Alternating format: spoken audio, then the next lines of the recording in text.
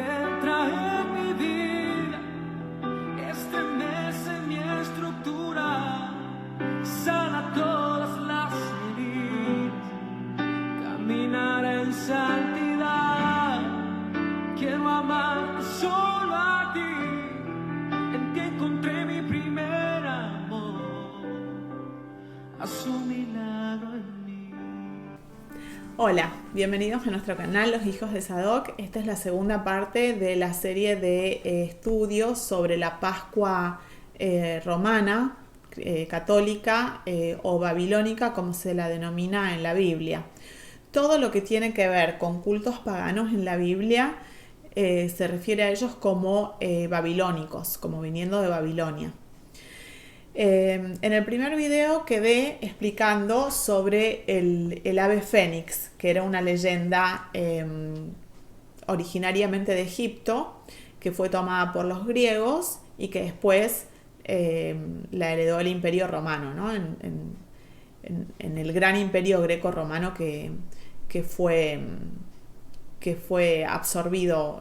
Roma absorbió todos los dioses de Grecia. Entonces, la fecha en la que se instituyó la Pascua romana es en el año 325 en el Concilio de Nicea. Allí fue cuando instituyeron que se tenía que celebrar esta fiesta. La vistieron de cristianismo, pero es una fiesta absolutamente pagana. Como podemos ver, lo que se está celebrando es la resurrección de Tamuz, es la resurrección de el ave fénix, que no es otro más que el dios Sol. Es todo un culto al Sol.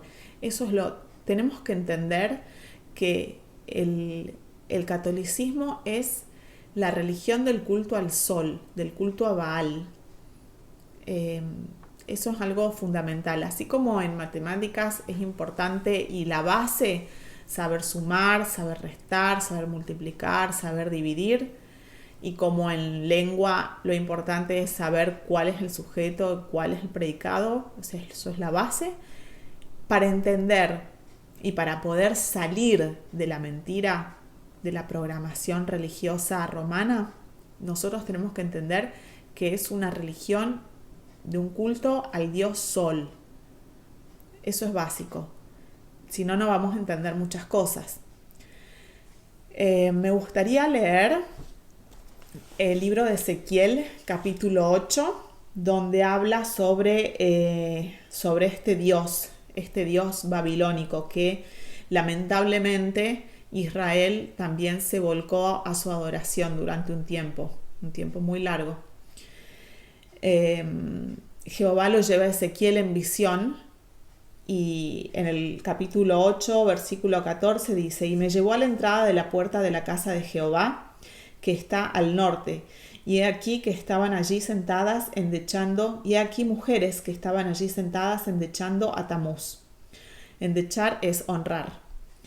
Luego me dijo: ¿no ves, hijo de hombre? Vuélvete aún, verás abominaciones mayores. Y me llevó al atrio de adentro de la casa de Jehová, y he aquí junto a la entrada del templo de Jehová, entré a la entrada del altar, como 25 varones, sus espaldas vueltas al templo de Jehová y sus rostros hacia el oriente, y adoraban al sol postrándose hacia oriente. Y me dijo: ¿no has visto, hijo de hombre?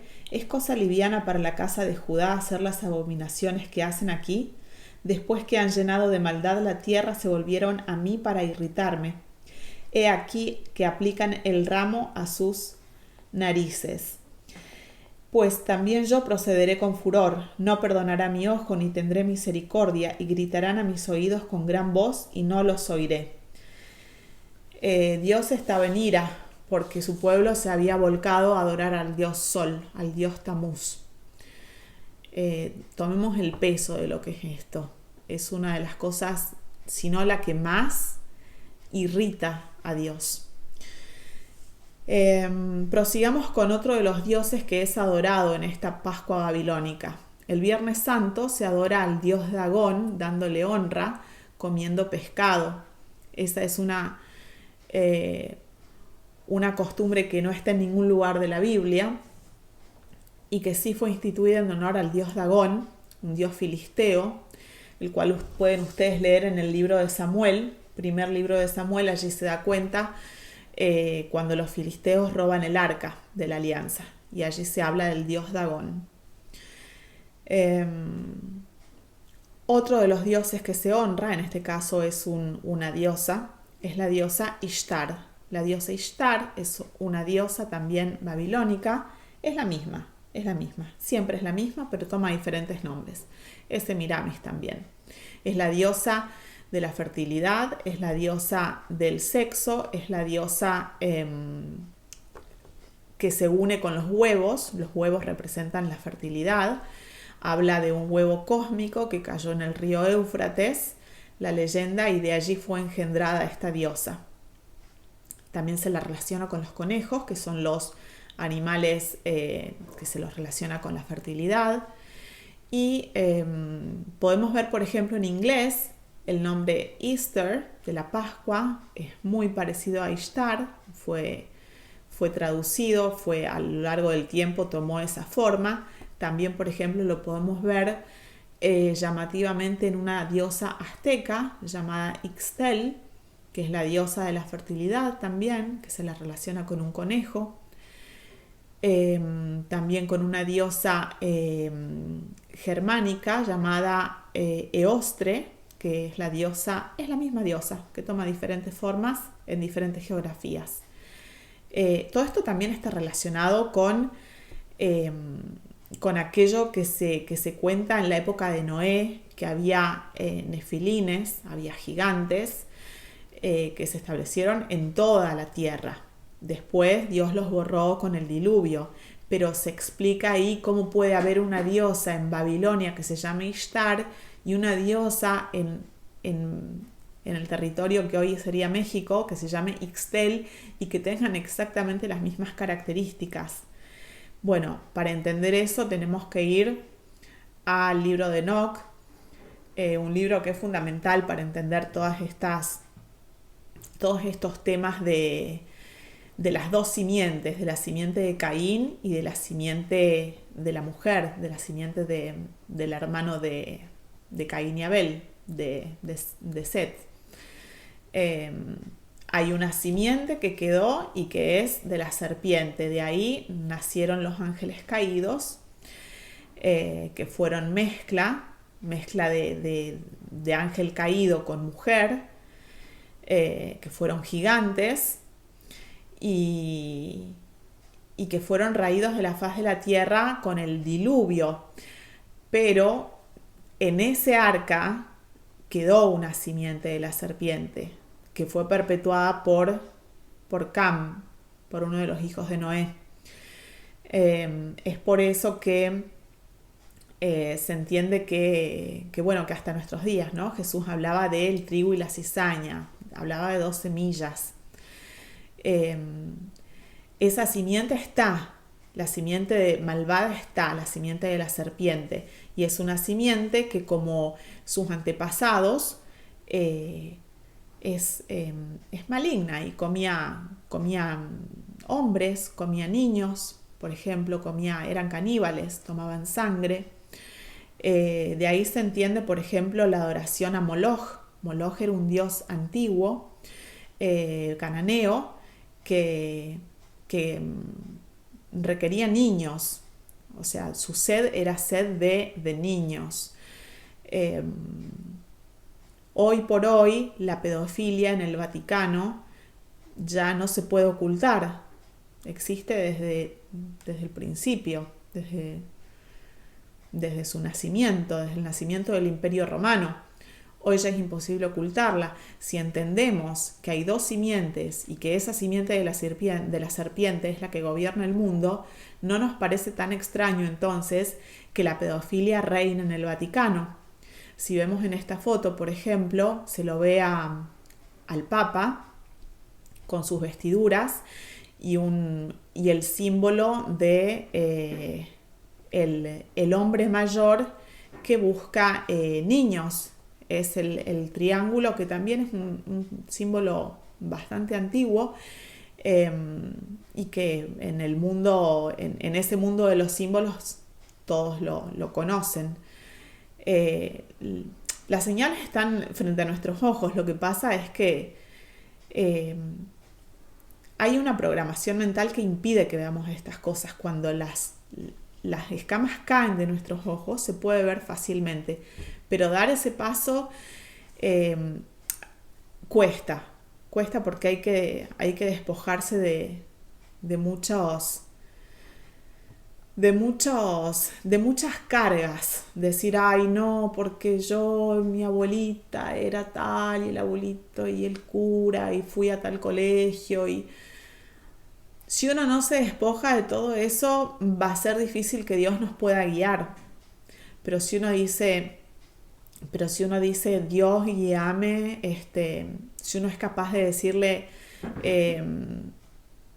como dice la canción esta, como Saqueo, ¿no? Estremece mi estructura, entra en mi casa, estremece mi estructura. Si uno no es capaz de decirle estremece mi estructura, Dios no va a poder entrar, porque es como dice también el libro de Marcos, no se puede poner vino nuevo en odres viejas, porque se agriaría el vino, se echaría a perder y las odres reventarían. ¿Qué significa eso? Nosotros no podemos recibir el nuevo nacimiento si no nos despojamos de toda nuestra religiosidad, y sobre todo esta religiosidad, que es el culto a la serpiente, es el culto. Cuando nosotros nos ponemos a estudiar los dioses que hay en el Vaticano, es el culto fálico y el culto a la fertilidad, es el culto al sexo, pero al sexo no como Dios lo estableció en el jardín del Edén entre el esposo y su mujer, sino totalmente invertido, totalmente pervertido. Es la pedofilia, es la diosa esta Ishtar, en fin, es la adoración a todo lo que Dios aborrece. A mí me gustaría, para terminar, ir al libro de Reyes, simplemente para tomar un pasaje de los tantos que hay en el Antiguo Testamento, en los que se habla de todos estos dioses.